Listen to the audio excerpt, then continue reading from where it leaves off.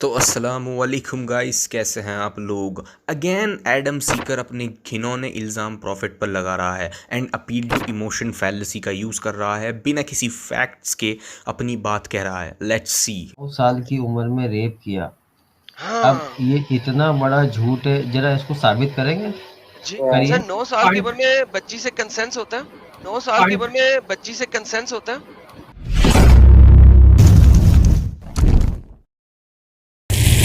सबसे पहले तो ये हज़रत प्रेजेंटिज्म फैलेसी कमिट कर रहा है, जिसमें ये modern day rules and situations पुराने समय में भी थे, इसको अज्यूम करके चल रहा है। जैसा कि हमने अपनी पिछली वीडियो में इस टॉपिक पर डिटेल से बात करी है एंड मल्टीपल इंडिपेंडेंट एविडेंसेस से ये प्रूव किया है कि उस समय 1400 साल पहले हमने कोई दवाई, कोई मेडिसिन्स, कोई वैक्सीन्स नहीं बनाई थी, मेडिकल एडवांसमेंट्स नहीं हुई थी, और इसी वजह से उस समय लोगों की उम्रें कम होया करती थी। केवल 25 से 35 साल पुराने लोग जिया करते थे एंड 50% बच्चे 15 साल की उम्र तक मर जाया करते थे। जी हाँ, 50% बच्चे 15 साल की एज से पहले मर जाते थे, और जो बच्चे 15 की एज क्रॉस कर गए थे वो भी जल्दी ही मर जाया करते थे। इसी वजह से उस समय की एज ऑफ कंसेंट अलग होगी एंड उस समय लोग जल्दी शादियां भी करते थे, क्योंकि उन लोगों के बच्चे मर जाया करते थे। उसके बाद बीमारियों और इन्फेक्शंस का खतरा कई गुना ज़्यादा था आज से। इसी वजह से उन लोगों की उम्रें कम होया करती थी। और ज़्यादा डिटेल्स के लिए आप मेरी ये वीडियो ज़रूर देखें। तो क्योंकि उस टाइम उम्रें कम थी और मॉर्टेलिटी रेट्स जो हैं वो बहुत बहुत ज़्यादा थे, तो इसी वजह से वो लोगों की मजबूरी थी कि सारे काम जल्दी ही करे जाएं, और उस टाइम प्यूबर्टी भी जल्दी ही सब लोग अटेन किया करते थे। जल्दी प्यूबर्टी आती थी तो वही उनकी एज ऑफ कंसेंट थी। इससे ज़्यादा वेट किया ही नहीं जा सकता था। एज आई टोल्ड यू, उस टाइम मॉर्टेलिटी रेट्स बहुत ज़्यादा थे और प्यूबर्टी को हिट करते ही कंसेंट लिया जाए ये उनकी मजबूरी थी। अगर इससे ज़्यादा वेट किया तो 50 से 60% चांसेस थे कि गर्ल या बॉय सर्वाइव ही नहीं कर पाएगा। लिहाजा उस टाइम की ये मजबूरी थी कि 8, 9, 10, 11, 12 साल की एज में ही कंसेंट लिया जाए। और उस टाइम के माहौल में और आज के माहौल में ज़मीन और आसमान का फ़र्क है। एक सही हदीस दिखाता हूँ, सही अल बुखारी 4097, नैरेटेड इब्ने उमर, प्रॉफिट ने उनको बैटल ऑफ ओहद के टाइम जांचा एंड उस टाइम वो 14 साल के थे।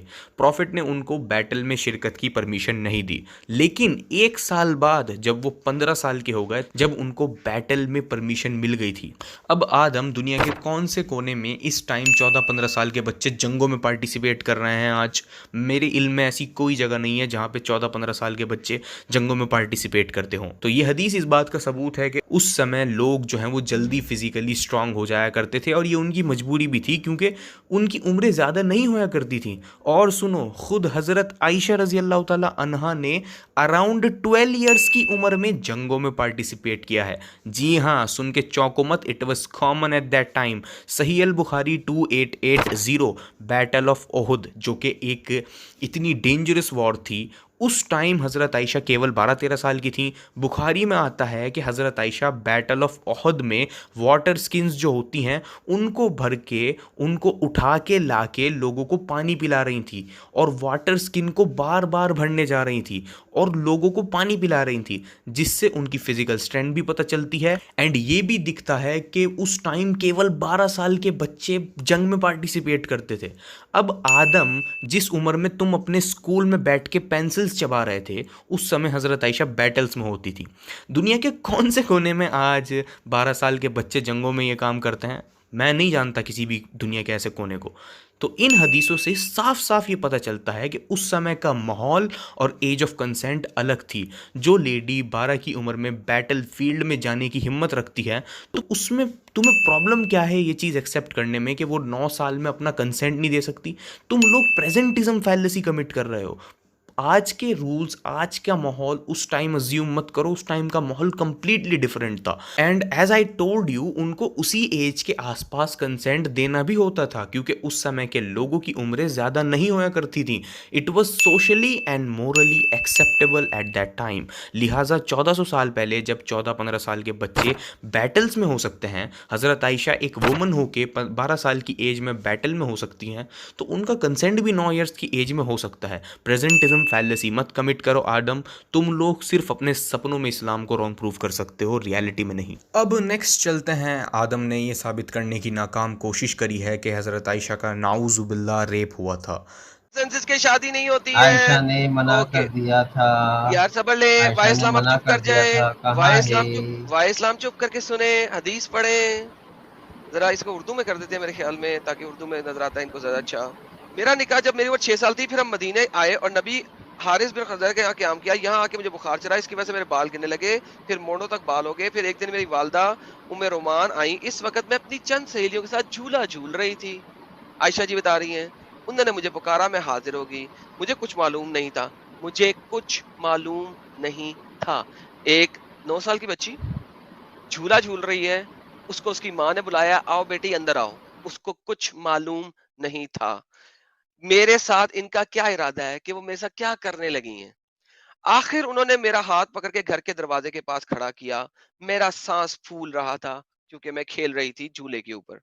थोड़ी देर बाद जब मुझे सुकून आया तो उन्होंने थोड़ा सा पानी पिला के मेरे मुंह और सर पर फेरा। फिर घर के अंदर मुझे ले गईं।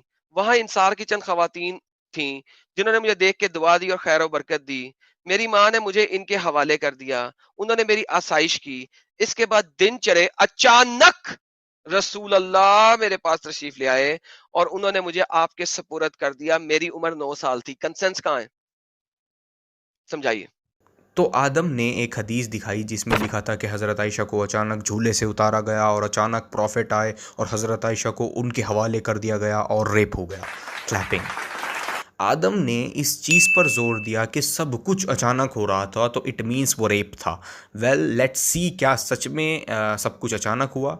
इस हदीस का अनदर वर्जन सही मुस्लिम 1422 ए में मौजूद है, जिसमें लिखा है कि खुद हज़रत आयशा फरमाती हैं कि वो झूला झूल रही थी तो उनकी मदर ने उनको आवाज़ दी। हज़रत आयशा उनके पास गई और उनकी मदर ने उनको कुछ वुमेंस के हवाले कर दिया। उन औरतों ने उनको दुआ दी और फिर उन्होंने हज़रत आयशा के बाल धोए और सजाया। उनके बाल धोए और सजाया, नोट, बाल धोए और सजाया, यानी पूरी प्रिपरेशन हुई। और आगे हज़रत आयशा फरमाती हैं, नथिंग फ्राइटेंड मी, नथिंग फ्राइटेंड मी। पढ़ इसको ध्यान से आदम, नथिंग फ्राइटेंड मी, मुझे किसी चीज़ ने नहीं डराया। खुद हज़रत आयशा फरमा रही हैं, मैं उस प्रिपरेशन से मैं डरी नहीं। क्योंकि ऑब्वियस सी बात थी, जब हज़रत आयशा डरी नहीं तो इट मीन्स उनको बाद में ये चीज़ पता चल गई थी कि उनके साथ क्या हो रहा है। उन्होंने उन वुमेन से जो उनको तैयार करा रही थी उनसे पूछ लिया होगा, ऑब्वियस सी बात है कि क्या हो रहा है, तो उन्होंने बता दिया होगा कि तुमको प्रॉफिट के घर ले जाया जा रहा है। और इसी वजह से हज़रत आयशा नहीं डरी। और उसके बाद मोहम्मद सल्लल्लाहु अलैहि वसल्लम एकदम तशरीफ़ नहीं लाए, सुबह तशरीफ़ लाए। एकदम अचानक से सब कुछ नहीं हुआ जैसा कि आदम क्लेम कर रहा था कि हज़रत आयशा को पता ही नहीं चला क्या हो रहा है। हज़रत आयशा को बाकायदा तैयार किया गया, सुबह प्रॉफिट आए। लेकिन आदम ने तो कहा प्रॉफिट अचानक आए। इसके बाद दिन चढ़े, अचानक रसूल अल्लाह मेरे पास तशरीफ ले आए।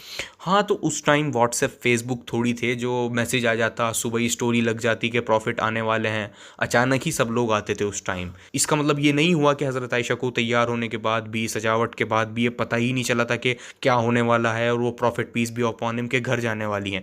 बाकायदा वो तैयार थी और हज़रत आयशा को बाकायदा एज अ ब्राइड प्रॉफिट के घर ले जाया गया। अब भी कह दो इस हदीस को देखने के बाद भी कि उनको कुछ पता ही नहीं चला उनके साथ क्या हो रहा है। और हज़रत आयशा के साथ उनकी डॉल्स भी थीं। जी हाँ, अपनी डॉल्स को उन्होंने अपने साथ ही लिया। तो मैं बता दूं क्या डॉल्स के साथ होने से हज़रत आयशा इमैच्योर एंड प्रीप्यूबेसेंट साबित हो जाती हैं, इसको हम इस वीडियो में डिटेल से डिबंक कर चुके हैं, तो प्लीज़ वॉच इट फर्स्ट। तो हज़रत आयशा एज अ दुल्हन अपनी डॉल्स को भी साथ लेके गई प्रॉफिट के घर। उनका कंसेंट था, उनको पता था कि अब वो प्रॉफिट के साथ ही रहेंगी और वहीं उनके घर जा रही हैं। इसी वजह से वो अपनी डॉल्स भी साथ लेके गई। जबकि होना तो ये चाहिए था कि हज़रत आयशा को ये कहना था कि मेरी मर्ज़ी के बिना शादी कर दी गई और मैं चीखती रही, चिल्लाती रही, लेकिन मेरी किसी ने ना सुनी और ज़बरदस्ती prophet Muhammad peace be upon him के मुझे घर छोड़ दिया गया। ऐसा तो कहीं नहीं लिखा। ये तुम लोग अज्यूम कर रहे हो अपनी घटिया मेंटालिटी से। हम तो देख रहे हैं हदीसों से साफ साफ लिखा है कि हज़रत आयशा अपनी मर्ज़ी से आ रही हैं, अपनी डॉल्स ला रही हैं और कह रही हैं नथिंग फ्राइटेंड मी। तो और क्या चाहिए? कहीं भी उन्होंने ये नहीं बताया कि ये ज़बरदस्ती हो रही थी या कुछ ज़बरदस्ती या मेरी मर्ज़ी के ख़िलाफ़ काम हो रहा था। And for the sake of argument let suppose जो ये जाहिल लोग कह रहे हैं कि उनके साथ सोशली मॉरली अनएक्सेप्टेबल तरीके से उनको घर में लाया गया उनकी मर्ज़ी के ख़िलाफ़, तो क्या ऐसी बच्ची कभी खुश रह पाएगी? जबकि हज़रत आयशा के बारे में हमको मिलता है सही हदीसों में कि हज़रत आयशा अपनी सहेलियों के साथ खेला करती थीं और हज़रत आयशा शुरुआती दिनों में प्रॉफिट के साथ दौड़ लगाया करती थी। और अगर कोई नॉन मुस्लिम आके prophet Muhammad peace be upon him को कुछ उल्टा सीधा कहता था तो प्रॉफिट से ज़्यादा तकलीफ़ हज़रत आयशा को होया करती थी। आप पॉज करके इस हदीस को पढ़ें और ख़ुद तय करें। आप इन हदीसों को पढ़ेंगे तो आपको साफ साफ दिख जाएगा कि ये जो थ्योरी है इन लोगों की कि उनकी मर्ज़ी के ख़िलाफ़ सब कुछ हो रहा था, ये यहीं पे ही डिस्ट्रॉय हो जाएगी। और क्या सेक्सुअल इंटरकोर्स हज़रत आयशा की मर्ज़ी के बिना हुआ? आई चैलेंज यू, कोई ऐसी सही हदीस दिखाओ आदम जिसमें हज़रत आयशा ने कहा हो कि उनकी मर्ज़ी के ख़िलाफ़ काम हुआ। क्या ये हदीसों से ऐसा लगता है कि हज़रत आयशा की मर्ज़ी के ख़िलाफ़ कुछ भी हुआ था? और एक और सही हदीस है हमारे पास जिसमें आप सल्लल्लाहु अलैहि वसल्लम ने हज़रत आयशा से कहा, जिस दिन हज़रत आयशा की बारी थी सोने की, प्रॉफिट बारी बारी अपनी हर वाइफ के पास सोया करते थे, तो उस दिन हज़रत आयशा का नंबर था। लेकिन प्रॉफिट ने हज़रत आयशा रज़ी अल्लाह ताला अन्हा से इजाज़त मांगी और कहा, ओ आयशा, आज रात मुझे इजाज़त दो मैं अपने रब की इबादत करूं। इस पर हज़रत आयशा ने फरमाया, अल्लाह की कसम मुझे आपके करीब आना पसंद है। देख ले गधे, खुद हज़रत आयशा, वही हज़रत आयशा जिनका तेरी थ्योरी के अकॉर्डिंग रेप हुआ है नाउजुबिल्ला, वो कह रही हैं कि प्रॉफिट के क्लोज़ आना मुझे पसंद है। किनको? हज़रत आयशा को नबी सल्लल्लाहु अलैहि वसल्लम के क्लोज़ आना पसंद है। खैर, उसके बाद हज़रत आयशा ने प्रॉफिट की खुशी के लिए उस रात इजाज़त दे दी। उसके बाद प्रॉफिट ने पूरी रात रो रो कर अल्लाह की इबादत करी, पूरी रात इबादत करी। तो क्या ये एक सेक्सुअली परवर्टेड इंसान के लक्षण हैं? इम्पॉसिबल। किसी भी तरीके से तुम लोगों की थ्योरी सपोर्टेड ही नहीं है किसी एविडेंस से। अब साबित कर आदम कि हज़रत आयशा की मर्ज़ी के बिना सब काम हो रहे थे, जबकि मैं तुमको सही हदीसें दिखा रहा हूँ और क़यामत तक का चैलेंज है। इमोशनल फैलेसीज मत कमिट करो, सही हदीस दिखाओ कहाँ ये लिखा है कि हज़रत आयशा की मर्ज़ी के बिना सारे काम हुए। अब अच्छा, आपको पता है आदम ने एक और हदीस दिखाई है जिससे ये साबित किया है कि हज़रत आयशा का कंसेंट नहीं था। लेट्स सी कौन सी हदीस दिखाई है जिसका हमें नहीं पता। कि इनके जितने आर्ग्यूमेंट्स हैं सर, इनसे 4 हाथ में आगे होता हूँ। ये अभी बोलते नहीं है, मुझे पता होता है कि कहाँ-कहाँ जा रहे हैं। ठीक है? ये देखें, आपके पास है सही बुखारी की हदीस 6946। क्या औरतों से इनके निकाह के सिलसिले में इजाज़त ली जाएगी?